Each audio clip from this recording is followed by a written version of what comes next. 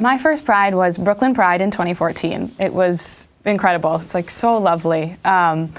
It's a community gathering. They've got vendors and booths for, information, activism, organizations, vendors, food, and then at the end there's this parade, and there are no floats, no corporations, and just families and people of all walks of life all coming together to celebrate this community and to build more community. My first march, 1981, was just 2 years after I came out. So that march has a special place in my heart, and it was really just one of gay abandon, literally.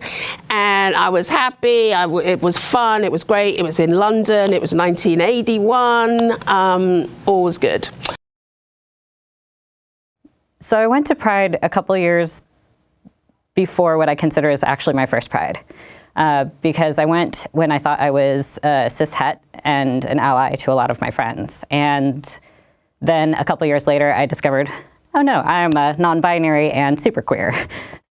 My first Pride was supposed to be in 2016, but it was the year of the Pulse shooting, so I was too scared to go.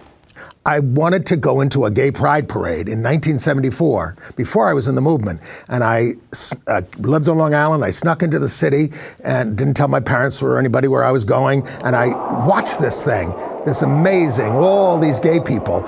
And I just took my first real public step and I jumped into the thing. I was moving into my first apartment. I was 19 years old. It was 1976. I was closeted and I was so naive. I knew nothing about the gay culture except to stay away from it. The ironic thing was that the apartment I was moving into was located at Christopher Street and the West Side Highway. I had no idea that I was moving into the epicenter of the gay culture during the height of the gay revolution. And it was on Gay Pride Day. I am originally from Denver, and I came out in high school, so I remember going to some Pride festivities in Denver. I was not a participant, I was not a spectator in any way, but I was trying to drive cross town. And the person who was driving the car got frustrated at those fucking queers.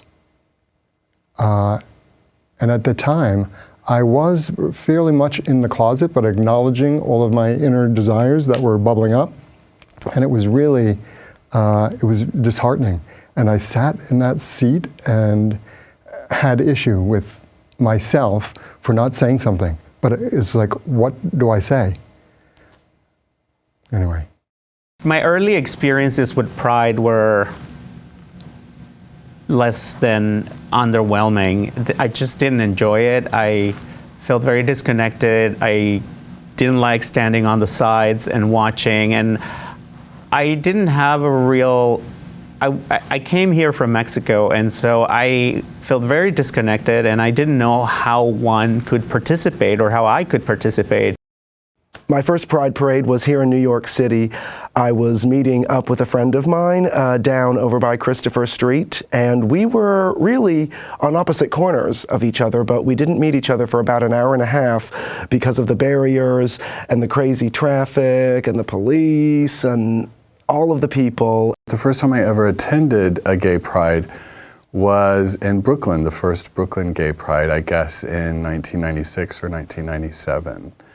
But early on, I was offered the alternative of attending the Drag March, which started in 1994, which is a part of New York City Gay Pride weekend, some might say.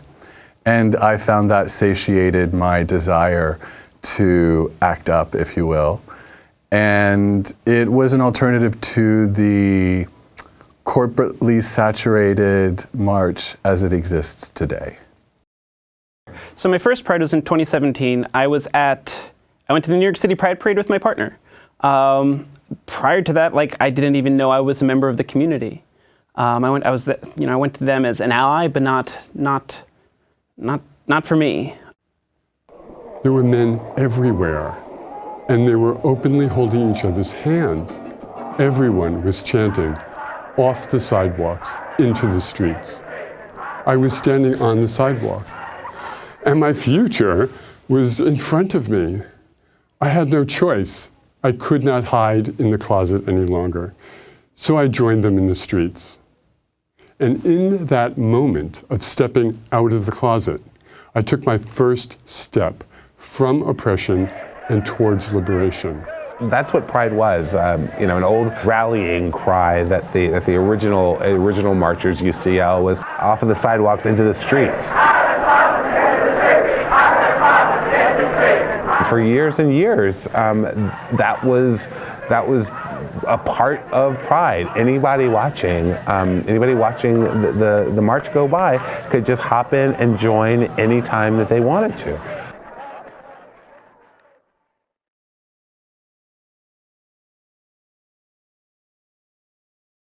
Now, Heritage of Pride requires everyone in the parade to wear a wristband and march within the metal barricades.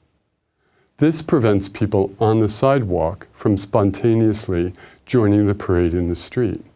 We were then told that each marching contingent, regardless of affiliation or group, would be limited to the number of marchers that would be able to march in each group, and that in order to police that contingent size for each group, that there would have to be wristbands that would have to be picked up by the organizers of each group and worn by all of the members in order to allow them to enter into their staging area.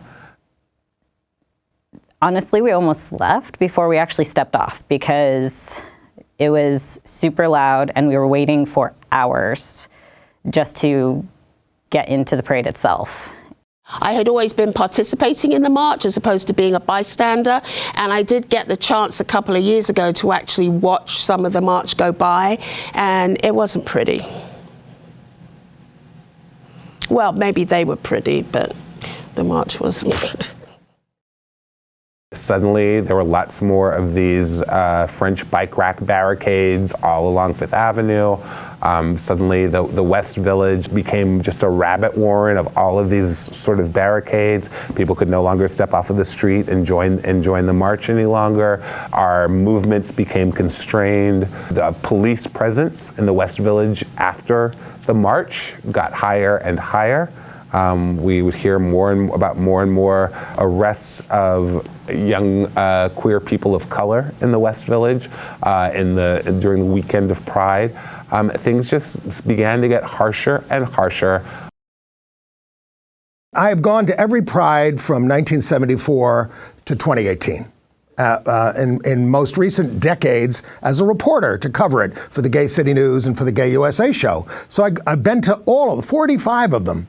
And I'm gotten sick of it because it is this sclerotic affair where people wait on side streets and don't move, and it takes 9 hours and it exhausts people.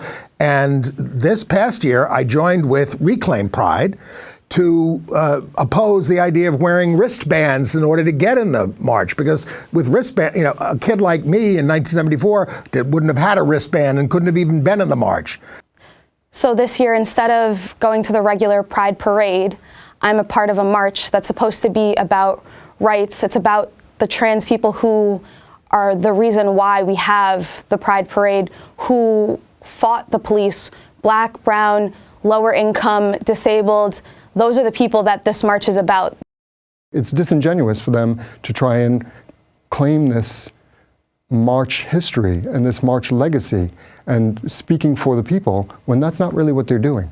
The simple idea of putting barricades down and having spectators and participants is an entertainment model that does not work for trying to give voice to people's problems, to the oppression that exists in society, to the stigma that we live with every single day.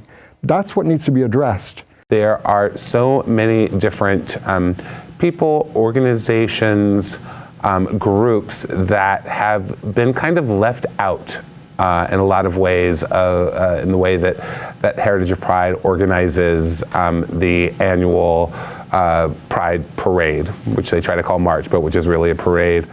This rainbow party has nothing to do with people's stories.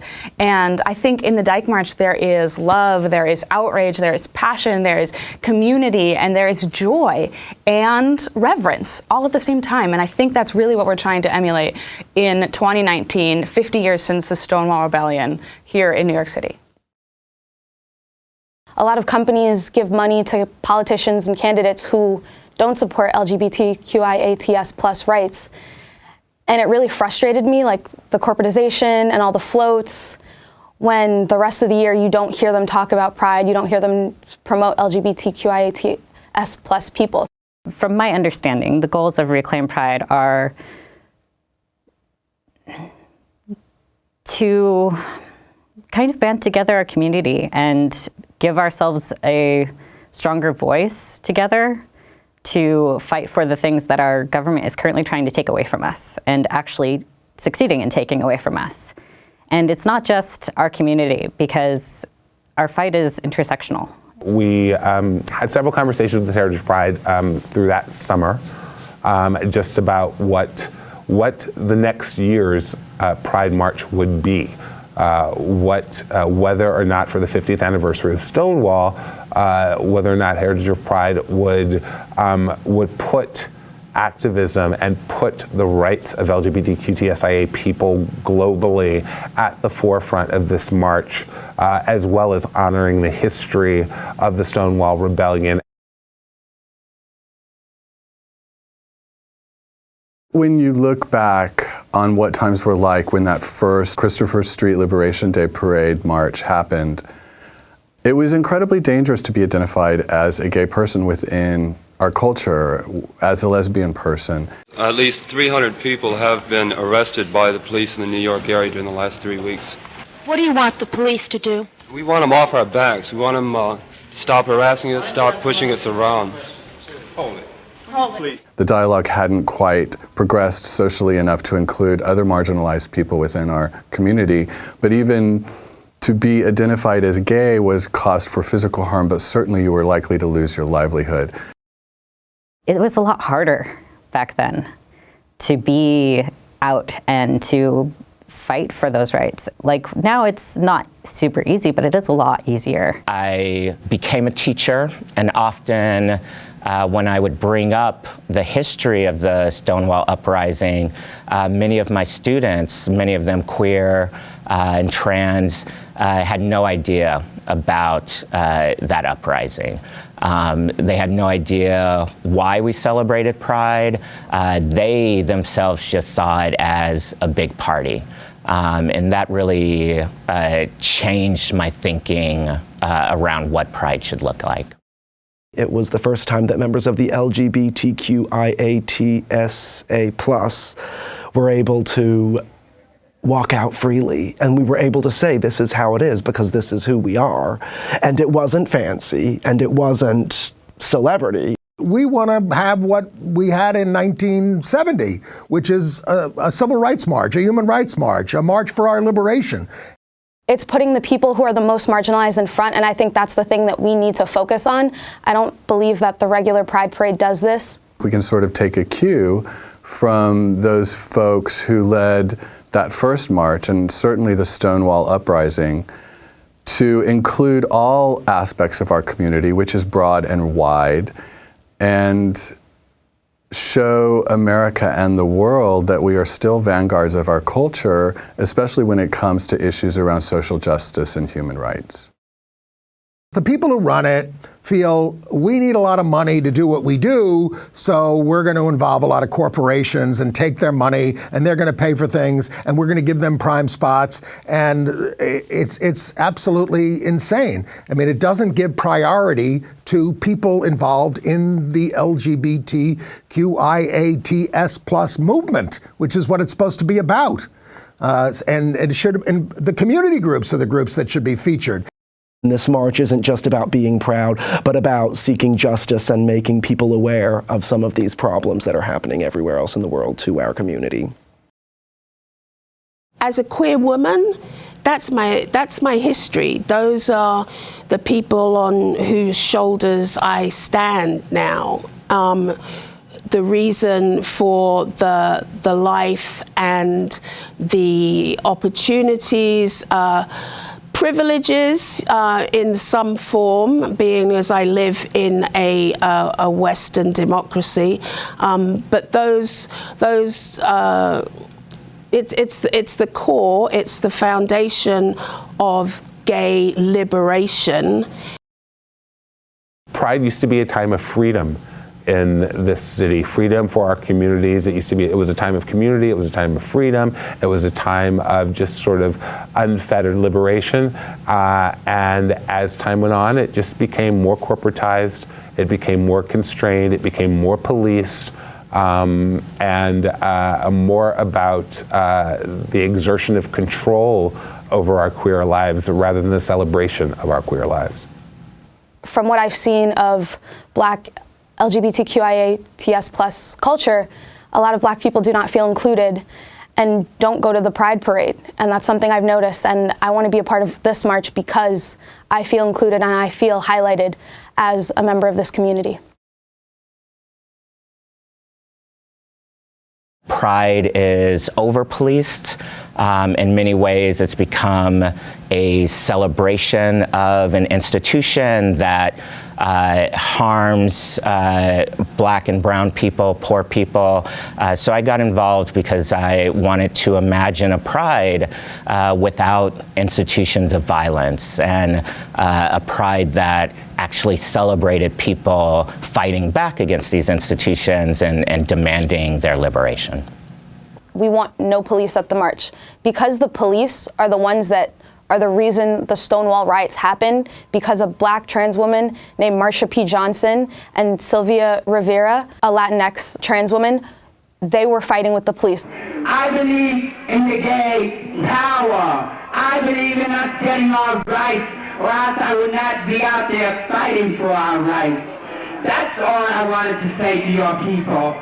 If you all want to know about the people that are in jail, and do not forget Bambi Lamore and Dora Marks, Kenny Messner, and other gay people that are in jail, come and see the people at Starhouse on 12th Street, on 640 East 12th Street, between B and C, apartment 14. The people that are trying to do something for all of us, and not men and women that belong to a white middle class, white club, and that's what you all belong to.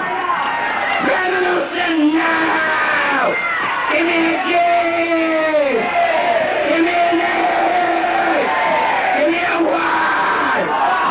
Give me a P! Give me an O! Give me a W! Give me an E! Give me an R! Gay power!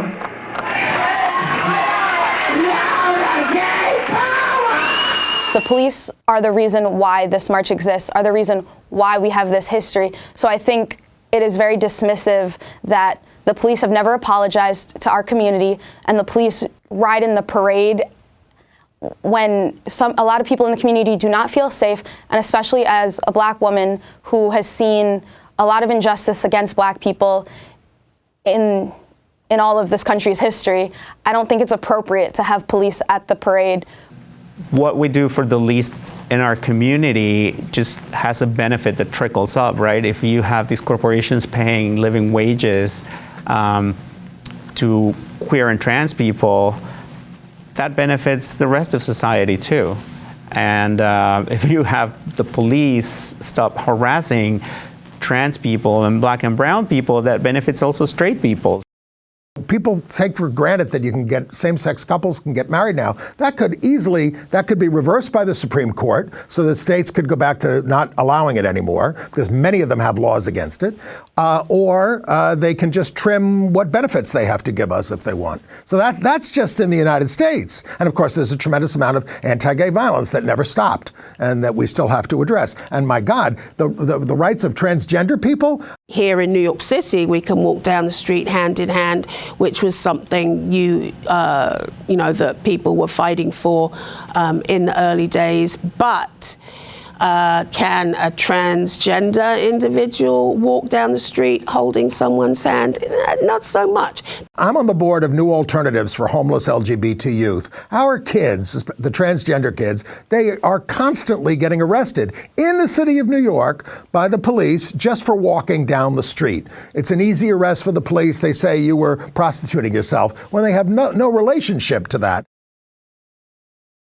We've spoken about, and we continue to speak about, the bravery and the revolutionary acts of our elders in 50 years ago. And if we can't be at least as loud as they were back then what are we even doing this for? There are children, little children in our country are killing themselves because of anti-LGBTQIATS plus bullying by other little children. There are trans women who are being beaten and murdered at beyond alarming rates in this country. And abroad, there are families receiving their sons' bones after being tortured and murdered for being gay. Homosexual acts are punishable by death in many countries, and trans people are being beaten and killed just for daring to be themselves. If you can sit quietly or sit through a rainbow-colored party through all of this, how can you even sit through that? How can you not stand up and say something?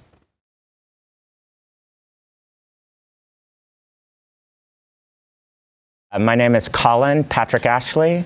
I'm an activist and an organizer with People's Power Assemblies. I'm also a graduate student at the CUNY Graduate Center and an adjunct professor at Hunter. I use he, him, his pronouns. My name is Dezi Hendra. I'm part of the DSA Queer Caucus, which is actually kind of, I think, where Reclaim Pride started. Hi, my name is J.W. Walker. I am a gay black man. I'm 52 years old almost. I live in New York City. I am a founding member of Gays Against Guns, Rise and Resist, and the Reclaim Pride Coalition. And sing out Louise. We don't want just equal rights under the current system, but I think the idea is to redefine the system so that nobody is actually an oppressor or oppressed. My name's Amanda Lugg, she, her, and I identify as a queer woman. I'm Sister Lottie Da of the Missionary Order of Sisters of Perpetual Indulgence. When I'm not dressed like this, most people know me as Huckleberry, though. We know that marginalized people, people of color, on a daily basis are far more likely to be harassed, arrested, right, and imprisoned. That continues today. Trans people, it's a similar kind of scenario. If you're outside of the, you must look, normal, if you're outside of that, you are a target. You're a target by general population to be discriminated against. And in many parts of the world and the country, it's legal. I'm Andy Humm. I've been a gay activist since 1974, very involved with the Coalition for Lesbian and Gay Rights that passed the Gay and Lesbian Rights Bill in New York City. Worked as an AIDS and sexuality educator at Hedrick Martin Institute, and I've been the co-host of the Gay USA show since 1985. My name's Carly. I'm 25. I identify as lesbian, queer, dyke, whatever. I came out in 2013, and I went to my first Pride in 2014. Hi, I'm Sage. My pronouns are she, her. And I am a transgender lady who is a part of the Reclaim Pride Coalition. Heritage of Pride, New York City Pride, says they need their money. So they allow corporate floats and corporate contingents in huge numbers, bigger numbers even than in the gay community groups numbers, to march. And it takes up a tremendous amount of space. They're just doing it for advertising. I mean, if the corporations wanted to stand on the sidelines holding a banner saying, TD Bank, we support you, that'd be nice and they could support us. But they're taking up a lot of space, time, and we don't even get to have a march that we can enjoy that day. Hi, I'm Francesca. I'm a 23-year-old bisexual black girl. I live in New York City. I'm an accountant. Hi, my name is Philip, and my preferred pronouns are he, him, his. I identify as queer. What we're really here to do with Reclaim Pride is to honor this history with a march that has space for our most marginalized members of our community who might not be able to see themselves in this other city-sponsored parade, and has without barriers on the street so that anybody can enter off the sidewalks at any time. This is a march for everyone, with no police presence, which would endanger many of our community members, and with no corporate floats, because Pride is not about the corporations. Pride is about the liberation of the people. Hi, I'm Gabriel San Emeterio, and I am the co-host of Rainbow Notes NYC, a radio show out of Hunter College Radio. I am a queer man, queer Latinx man, and my pronouns are he, she, they, and I like to have them mixed. Hey, my name is Paul Nocera, and I am a bisexual activist and community organizer in New York City. Hi, I'm Sean Stefanic. I'm with Gays Against Guns, Rise and Resist, Sing Out Louise, and now Reclaim Pride Coalition. My pronouns are he, him. Pride needs to be about people continuing to demand equality, demand freedom, demand liberation, and that from those demands there is also, of course, love and celebration. But the world needs to change, and queer and trans people are a part of that change. Because it's the 50th anniversary. We're going to celebrate it once, and we're going to celebrate it with a huge bang. But I'd like to see that just be around more than it is, instead of just a tourist destination, taking your photo outside Stonewall Inn. I'm excited about making a scene. I'm excited about doing something that hasn't been done in many, many years, because what started in the 70s has turned into a corporate parade. And while that's nice to be like celebratory and like good to be mainstream, like I don't want to be mainstream. I want to fight. We have a reason to be joyful. We're alive, right? But if we're not respected, then we have a reason to march.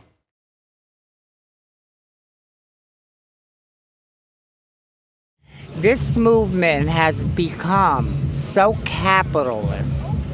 It is a capitalist movement. I didn't believe that I would have to sit here 32 years later and basically bitch about the fact that they have become so capitalist. This is no longer my pride. I gave them their pride, but they have not given me mine.